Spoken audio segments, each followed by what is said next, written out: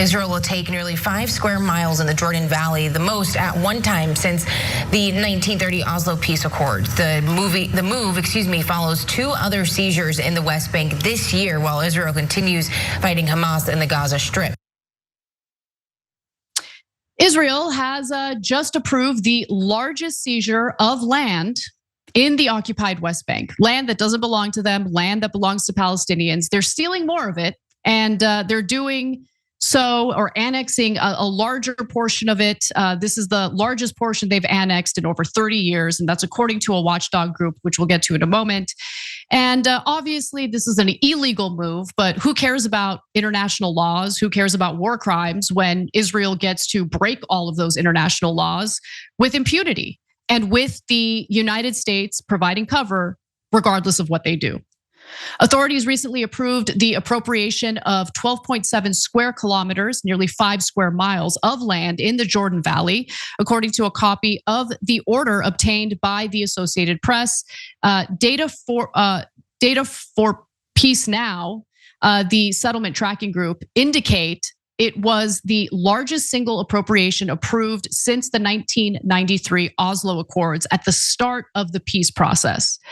Now, monitors are saying that this land grab connects Israeli settlements, illegal settlements, of course, along a key corridor bordering Jordan.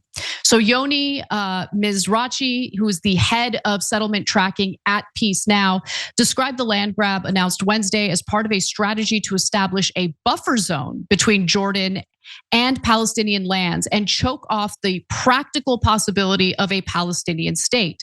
The aim, he believes, is to push Palestinians into isolated islands surrounded by Israeli land.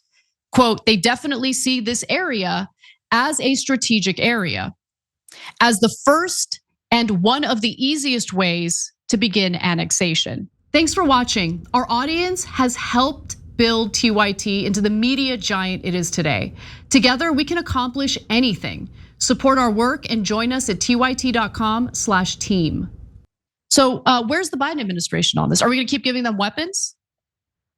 We're gonna keep giving them weapons as they engage in criminality. So we're emboldening a criminal government that continues to engage in war crimes, in illegal annexation. You know, the US has very strong opinions, the US government, the Biden administration in particular, strong opinions when it comes to annexing land, right? Only when Putin does it, which, by the way, I agree is wrong. He annexes Crimea, that's considered an injustice. You have Israel annexing land that doesn't belong to them, Palestinian land in the West Bank. What, that's not an injustice? I mean, the Biden administration isn't even bothering with the tepid BS, oh, we condemn this statement that inevitably comes out after something outrageous is done by the Israeli government. So the most recent land seizure comes after roughly 3 square miles of land were seized in the West Bank back in March and 1 square mile back in February.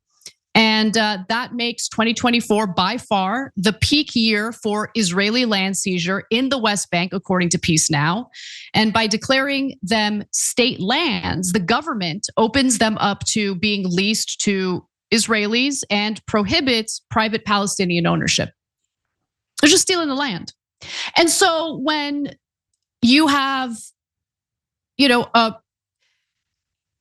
when you have the sale of Israeli settlements happening on US land, right? You have people getting together in order to, do these transactions and sell property that doesn't even belong to them. You can understand why people would want to protest that gathering in order to, accommodate these transactions. But no, it's the protesters who are the bad guys. I mean, Biden couldn't wait to condemn the protesters, but he can't be bothered to condemn the theft of land that Israel is currently engaging in. Since October 7th, Israel has escalated its land grabs in the West Bank. The settler community has taken advantage of the strong influence they have over Benjamin Netanyahu, who will pander to anyone to stay in power. And unfortunately, in this case, he's been pandering to extremists within his government.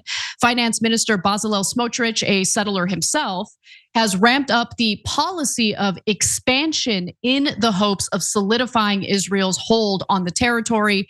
Last week, for instance, Smotrich announced government approval of measures aimed to fight against recognition of a Palestinian state, which includes authorizing thousands of housing units and legalizing 5 unauthorized outposts in the West Bank.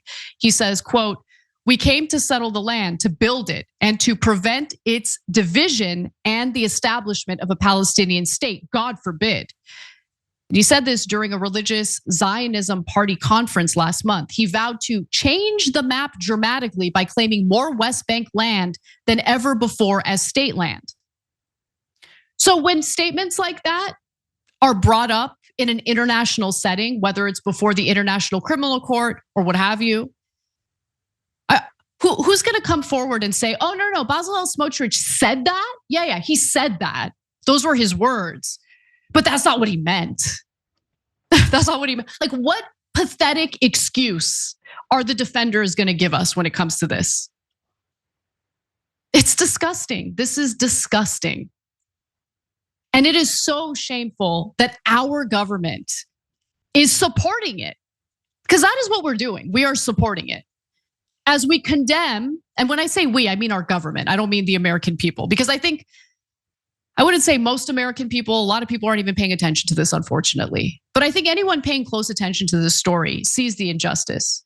However, when it comes to our government, when it comes to elected officials who shake in their boots over the thought of AIPAC campaigning against them, oh, they'll let Israel do whatever they want.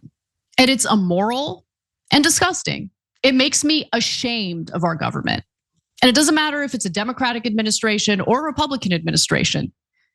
I guess the only funny part of this story is the fact that Miriam Adelson felt the need to donate $100 million to Donald Trump in order to allow for the annexation of the West Bank.